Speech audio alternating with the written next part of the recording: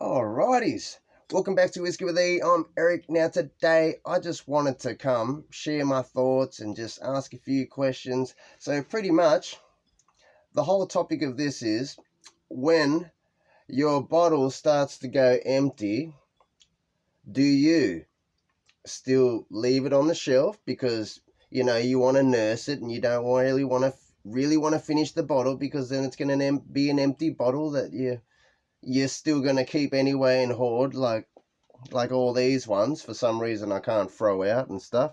All the Blanton's bottles, kind of like this. See, like this. When fill lines get to this point, what do? Do you just leave it on the shelf still? Like, oh yeah, we're just nursing it. Or do you get paranoid that it's going to get too flat and oxidized? All right. So we're going to get into this and we're going to get into what I like to do. But before we do, let me just explain to you what happened to this Kentucky Spirit, all right?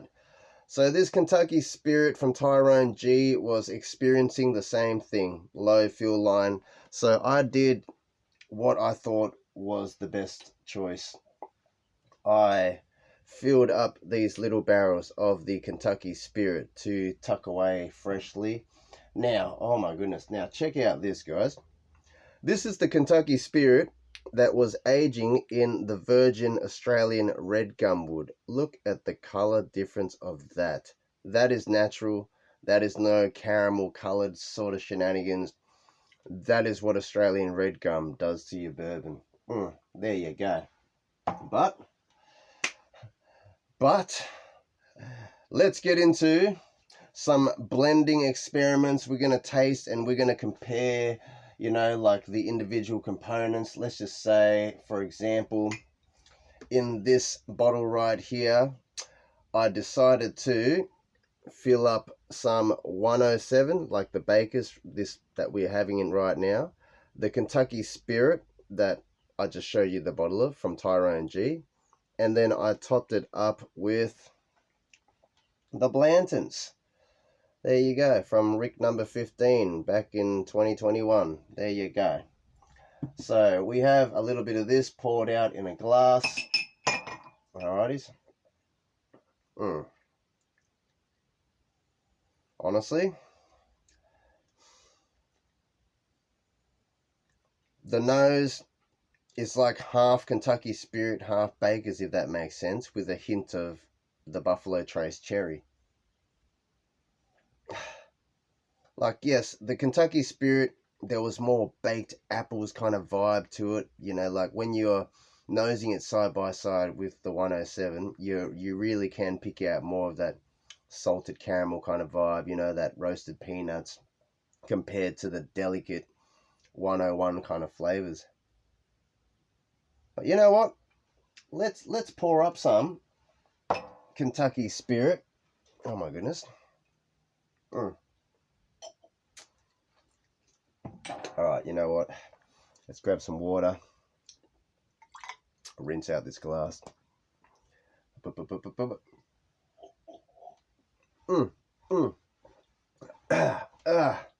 you go. Alrighties. We're pouring up some Kentucky Spirit just to see how it compares to... Sorry about the lighting, guys. It is frustrating me. Alright. Kentucky Spirit. Now, I pretty much put the Kentucky Spirit into these little bottles when the fuel line was already pretty low. Keep that in mind, alright? So, sometimes I think, did it lose its heft? But here we go. Here we go. Yep. That real baked apples kind of vibe. I mean, it's almost like that custard. Yeah, you get some kind of pastries that's got the custard in it, and you might have some baked apples on top, like a pie. The vanilla's like still vanilla waffles kind of vibes. Oh my goodness. It's a good nose. It's a good nose. But honestly, will I be replacing a bottle?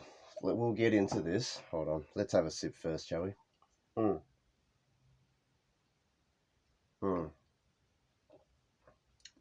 Oh my goodness. That is just so smooth and approachable.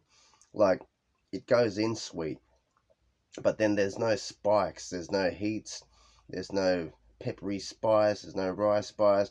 It just keeps rolling to sweet.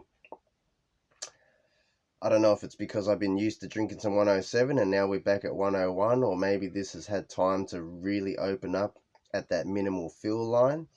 But honestly, it is pretty awesome. But let's compare it with the 3-part blend. So essentially, this is a blend of 3 barrels. It's a blend of Kentucky straight bourbons. All right, not finished in anything. I mean, the nose is a little bit notched up, you know, like this is predominantly just that apple note. It's real subtle, it's real delicate. This, you're adding in that extra layers of that more salted caramel. You're getting more of that kind of cherry kind of vibe from the Buffalo Trace blends.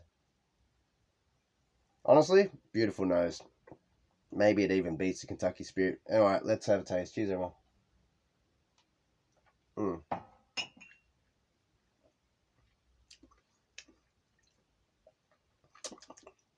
I mean, the flavor is even more rounded off. You know, you got more elements in there. You could almost say the finish is a little bit longer, maybe due to the 107 in there. There's a little bit more heat, but there's no spikes, there's no rough edges. I mean, when you were having the Baker's 107 by itself, I recall after all that salted caramel vibes, there is a spike of heat and ethanol, which is not good. You know what? Let's finish this Kentucky Spirit. I mean, now, let's get into this. Now that the Kentucky Spirit is pretty much empty, will I be replacing this bottle, knowing that it is $170? Yes. Now let me explain my answer. I go through this thing called FOMO, fear of missing out. So you see a turkey from a certain warehouse, you want to grab it because you might not see a turkey from that warehouse again. So yes, I would want to grab another bottle. I would want to tuck away some just to compare, you know, future barrels or future warehouses. Since I just finished this Tyrone G, I seen another Tyrone G, so I kind of do feel like grabbing another one to tuck away. Not saying I want to open up another one because we've already done that and we got some samples, you know. But that being said, $170, or you know, like, you can, if you are just buying bourbon to consume and you're looking for value, then no, I do not recommend you go buy a Kentucky Spirit because you're probably not getting the bang for your buck. $170, 101 proof. I mean, you can just get a Wild Turkey 101 for 70. It's not the same experience, but if you are just planning just to drink as a normal consumer, maybe mix with some ice cubes or some Coke, then you're not really going to want to pay the extra to dilute it with Coke because you're not going to pick out the subtle differences, right? So that being said, just grab a 101. Buy a rare breed. That's the good bang for your buck. But anyways, let's finish this Kentucky Spirit. Oh my goodness, it has been beautiful. Yep. Just traditional bourbon notes, but it's just less allspicy, less cinnamon. It's more delicate, more subtle vanillas, more subtle caramels, that baked apple kind of vibe. Anyways, I'm repeating myself. Cheers, everyone. Let's give it a go. Mm, mm, that is beautiful. But the finish, it's just so soft. All right, we'll give this glass a little rinse. Alrighties. Alright, I'm going to pause the video and we'll come back, eh? Let me give time for my palate to cleanse and we'll grab the next one. Here we go. Alright, next one we have the Baker's 107. Now, I've also filled up a few of these sample bottles, pretty much, you know, going through the same mind state. When I look at a bottle, I know you want to nurse it. You know, if it was past halfway, if it was just a little bit down from the neck, then yes, I'd want to keep this on the shelf. You'd want to hold yourself back from drinking it. But since I've been using it in so many little experiments and stuff like this, and it's down to this much, I don't even really want to leave it in the bottle. I mean, I'm forcing myself to leave it in the bottle right now, knowing that it's getting flatter. But let's pour some up. Here we go. Alrighty. Let's see how the bottom of the bottle, Baker's, is going compared to when I first opened it. Alrighties. And we're going to compare it as well to the blend. So we're going to pour more into that, but before we do,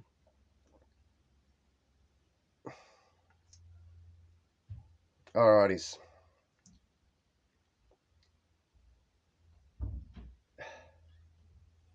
Alright, so honestly, all that heft, all that sweet salted caramel vibe, it's all there. It's just the ethanol fumes have toned down, so it feels like you're getting less of that dramatic note. But it's still there. It's still sweet. Like, honestly, salted caramel. It's like glazed brown sugar. You know what? Let's have a taste. Let's see if that heat spike still comes in. Here we go. Cheers, everyone.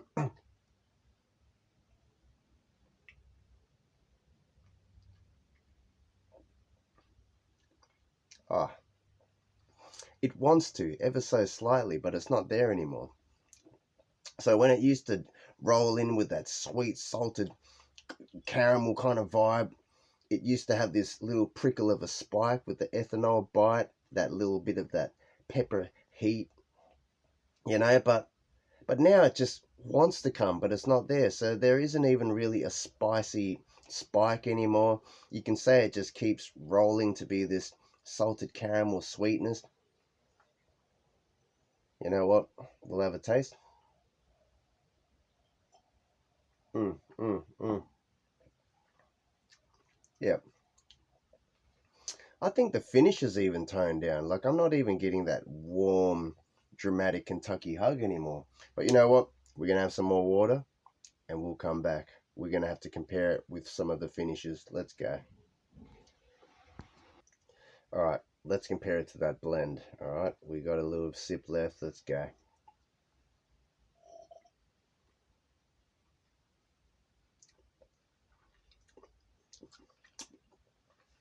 I mean, they're both soft, but I guess the blend just has more elements in there. But you know what? Cleanse the palate again. Rinse glass. Here we go. Now we are going to compare it with the Baker's that has been finished in things. I'll explain all that soon. Alrighty, tune back in a sec, guys. Oh, well, it's like I needed 3 glasses, but what we're going to do right now is I'm going to extract out this one, which is pretty much the one that was just soaking in all that Kentucky spirit, virgin red gumwood, and it made that whiskey this color. We left some in there, like the real bottom of the glass, and then we poured it up with some Baker's. So you know what, we're going to grab out some of this and we're going to compare with the other one. Let's go. Up, up, up, up.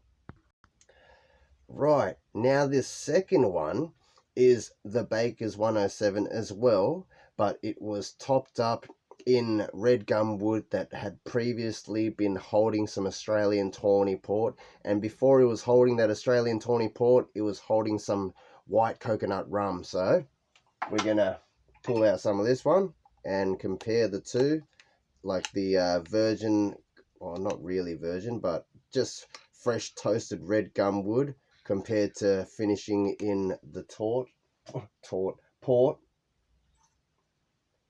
Here we go. Whoop. Alrighties, we'll grab it. We'll compare the difference. Let's go.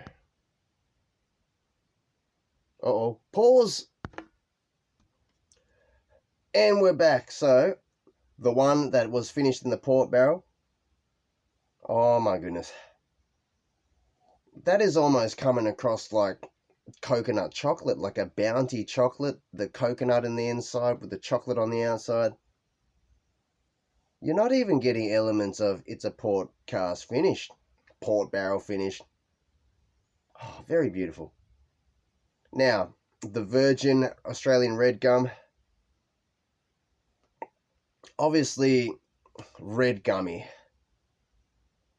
But it's just working well with the bourbon notes, so it's just becoming its own thing. It's hard to explain the notes of different woods, but you could almost say it's herbal, it's floral. But you know what? Let's have a taste. Cheers, everyone.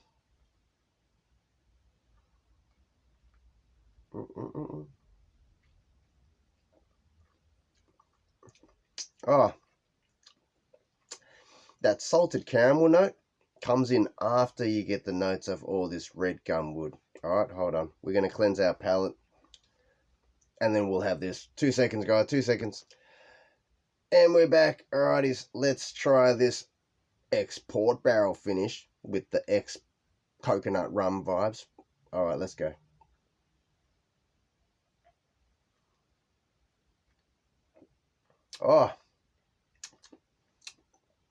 Oh, dramatically sweeter. You're getting that raisins, the sultanas, then you get that white coconut rum kind of vibe that comes in. But honestly, that is intense.